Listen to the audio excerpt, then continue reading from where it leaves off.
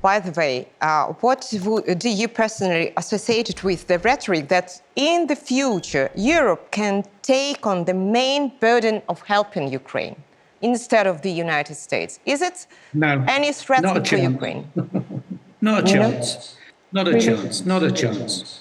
There's just no chance. The biggest and most powerful country in the world militarily, with the most spare equipment and the most available capacity, the most industrial capacity, is the USA. Nobody else is anywhere near it. Now, not the near future. If one talks about the long-term future, maybe 8 to 10 years, then possibly. But it would take a totally different way of working and a totally different rationale behind the politics to do that, because that sort of political understanding that we have to support Ukraine for maybe 8 to 10 years and rebuild it and things, it's simply not there at the moment. And it is only America, it's only the USA that can do this business with the capacity that is required to support Ukraine. Talking about Ramstein, back to this event. For the first time, the Commander-in-Chief of the Armed Forces, Valery Zaluzhny, as you know, took part in the Ramstein meeting. How important do you think it is? Or will it help convince Ukrainian partners of the need to provide more aid and more weapons for Ukraine? I don't think it will provide...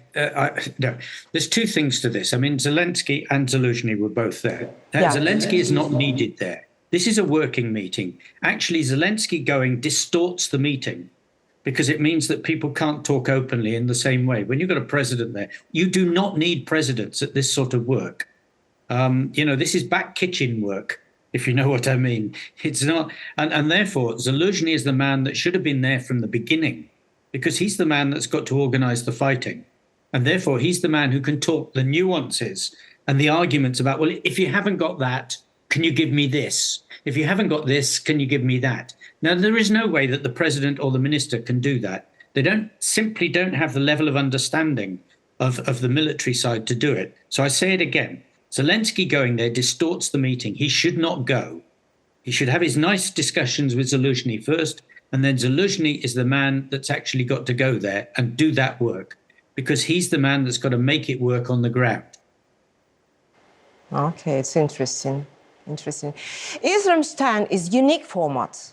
Does world history know an analog of such a large-scale defense coalition, which would include 50 countries now? That's a very good question. Because I don't know what we did for the Korean War. I mean, the Korean War was also a lot of countries. Certainly we didn't have anything like this for the Second World War.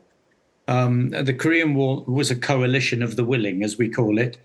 There was a coalition of the willing for the first Gulf War, but that certainly wasn't 50 countries. I mean, the main thing, I think, was probably 10 or 12 maximum.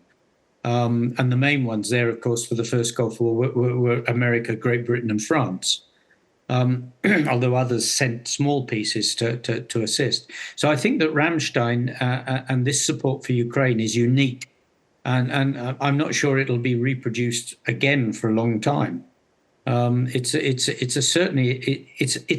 an amazing undertaking that will be written about for a long time in the future. And maybe my next question is a little bit naive, but how many more meetings of Ramstein must be held in order for Ukraine to get enough weapons to win the war?